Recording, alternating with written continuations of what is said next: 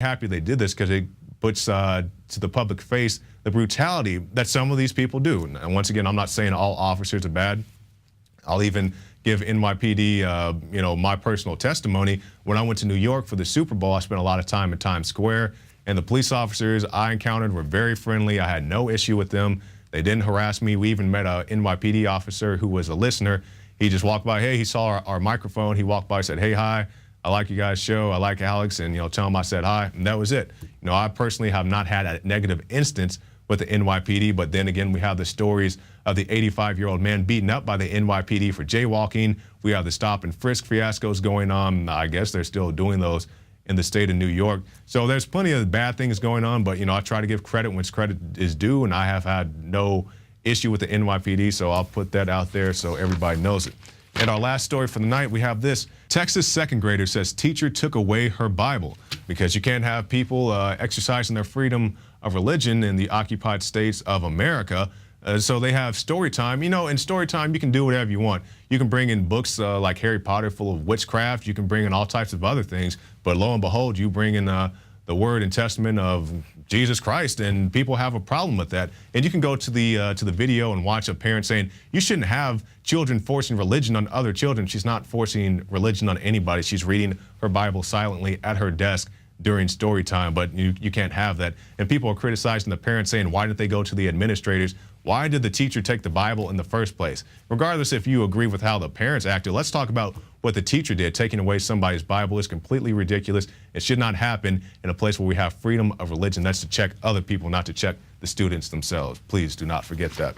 All right, and one thing that you should not forget is prisonplanet.tv. You can get yourself a 15-day free trial. You can get the Alex Jones Show, the nightly news, the special reports, the rants, and so much more at prisonplanet.tv. Now, coming up after this break, we'll have a special report from Alex Jones. He's going to respond to some of the more recent accusations from MSNBC. You don't want to miss that.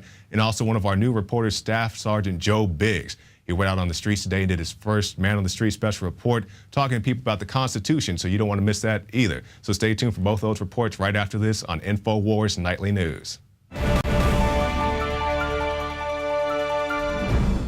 Let's go to the first 5 minutes of the report, because it's some of the most incendiary rhetoric ever out of the White House-run MSNBC.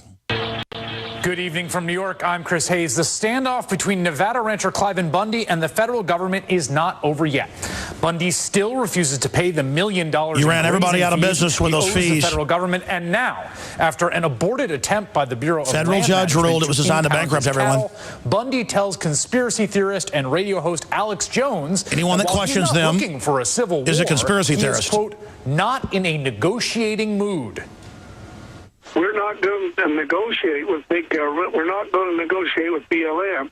We're only going to back up and strengthen our county sheriff and hope he does his job. Keep in mind, the county sheriff's job, according to Cliven Bundy, involves disarming federal agents. Yeah, they never let feds in before, 20 years ago. An interview with Nevada State Assemblywoman Michelle Fiore, who was attending a celebratory barbecue near the Bundy Ranch, and who came on this show to express her solidarity with the Cliven Bundy family and his armed supporters. Do you recognize the authority of the federal government? Oh, I recognize the authority that they believe that they have. I just question it. Don't come here with guns and expect the American people not to fire back. Well, it might not surprise you to hear that kind of talk from Nevada. It's not fair. We come and taser people and point guns and say we're going to kill them and beat people up and put them in free speech pens for no reason and act like goons in North Korea, and they're saying they might stand up against us. That's not right. We're supposed to be able to do like we did in Russia and just walk around kicking everybody's brains out while they sit in the fetal position. This isn't fair. Why, I was trained by the CIA, like Rachel Maddow and Anderson Cooper, to run game on the slaves, but they're not listening to me. I'm a chicken-necked little coward. That's why I joined the CIA, he says. Let's go back to him. A state legislator you probably never heard of until Friday night. It's something of a game changer when Nevada Republican United States Senator starts chiming in. That's right. What Senator Reid may call domestic terrorists, I call patriots. Nevada's Republican Senator Dean Heller believes the Bundy Ranch supporters are patriots. He's talking about the hundreds of militia members and states' rights activists who stood with Nevada rancher Cliven Bundy and against the federal government. Heller says these men and women are patriots. So does the website INFOWARS, a paranoid online haven run by Alex Jones. Jones is the wildly popular conspiracy theorist whose stories often make their way from his website INFOWARS, where on any day you can find headlines about vaccines, mass fluoridation, and the 9/11 cover-up, into the so-called mainstream GOP establishment. Alex Jones was a champion of Cliven Bundy from the very beginning. Because he's saying he'll do whatever he has to not be, have his grazing rights stolen. Notice they're playing cuckoo bird music. Elevated the story, and it made its way onto Fox News' airwaves. Next thing you know, so-called mainstream Republicans are calling people like this patriots. What Senator Reid may call domestic terrorists, I call patriots. But the Alex Jonesification of the GOP is much bigger than the Bundy Ranch. Take Greg Brannon, the Tea Party Republican candidate for Senate in North Carolina. Look, the whole thing's up on InfoWars.com. We're sick of being pushed around. We're sick of being treated like slaves.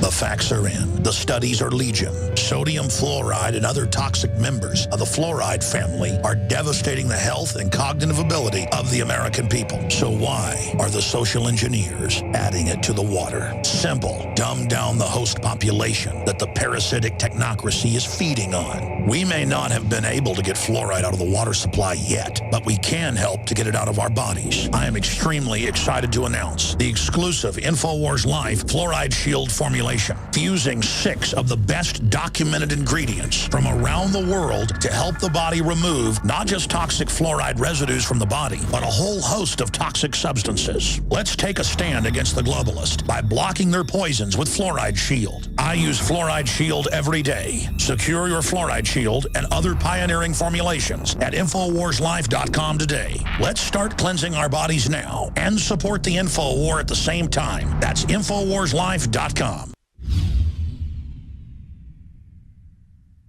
Many anthropologists and archaeologists believe that before man even discovered the power to harness and use fire, we were involved in agrarian activities. That is, taking the seeds of plants and then replanting them to produce more. The very foundation of our modern civilization and human culture is centered around the planting and cultivation of edible plants. Here are some of the amazing deals at InfoWars Seed Center at InfoWarsShop.com. The Survival Seed Vault by My Patriot Supply features only the finest survival heirloom seeds for a robust and hardy garden, even in the toughest times. We also have starter varieties of the deluxe seed packages for fruit, salad, salsa, peppers, medical herbs, and more. Go to the InfoWars Seed Center at InfoWarsShop.com. And remember, the revolution against tyranny is growing.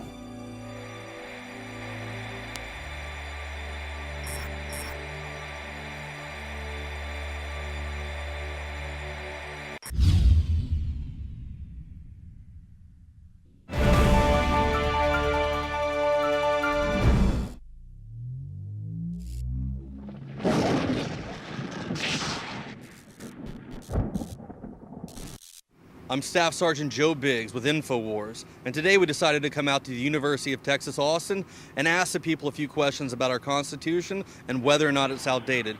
I think the ideas behind it and what really was meant for it is not. I think that some of the vernacular and some of the hardcore ideas that some people think it represents, it is, but it was originally designed to be updated as the country grew. It follows the Magna Carta, you know? Come on, man. Outdated piece of paper.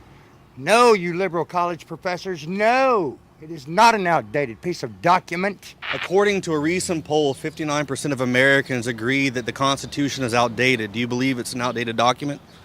Yes, I believe it's outdated and kind of misinterpreted based on lobbyists and how they want to interpret it. Haven't really thought about it. I think it should be modernized. I think we shouldn't follow a book that was written in the 19th century, or 18th century. So, okay, so if you could make any kind of changes to it, what would they be? Specifically gun laws. How so with that? I think our gun laws should be more tightened and controlled. I think it was written for a time that everyone walked around with guns and stuff. And right now we have police patrolling and government here to protect us. I'd say that's probably true. I mean, especially for those that read it, as for what it is, what's written on the paper, it allows for very little flexibility and, well, I mean, to a degree, but yes, I would say yes. I'm not so sure, but I would say it's outdated, at least looking at the views on news and everything, so. Recently retired Supreme Court Justice John Paul Stevens said that we should change the Constitution. We should take a lot of the amendments away, get it down to about 7, and then also remove the right to bear arms. Do you think that's a good idea? I do not think that's a good idea. I don't know. We've to 7 rights, like in the Bill of Rights. Is that what you were saying? Mm-hmm. I mean, we've got a Bill of Rights. That's like our 10, most important, like, fundamental rights. It's not okay to take that away. I think the citizens should always be able to protect themselves from the government in some sort of way. Maybe not guns, but maybe the right to bear arms in political sense. Yeah, I agree. Do you think we should just get rid of the Second Amendment altogether or keep it? Is that a good idea? What's the Second Amendment again? The right to bear arms? Okay, yeah. Is that the gun control one? Yeah, that's the gun control one. I think that's a personal choice because, like, it is necessary sometimes to have, like, weapons. I would say that, like, people shouldn't be allowed to bear arms. Should or shouldn't? Shouldn't. So you don't think it's good for us to be able to protect ourselves? I mean, it's good, but if the other person doesn't have the weapon, like, he can, like, shoot you or anything, right? No, because I think there's certain situations where, it can be like a good thing and a bad thing, so I don't know if you can totally take it out of the Constitution. It's a little extreme. Criminals don't follow laws, that's why they're criminals, so if we take away the guns from law-abiding citizens, then only the criminals will have them. I mean, you wouldn't know if he's a criminal, right? Unless he has a gun, but then you won't have one, so now you're without one and you're dead. I think that the principles laid down in the Constitution are relevant today. They are, I really don't know the Constitution that well.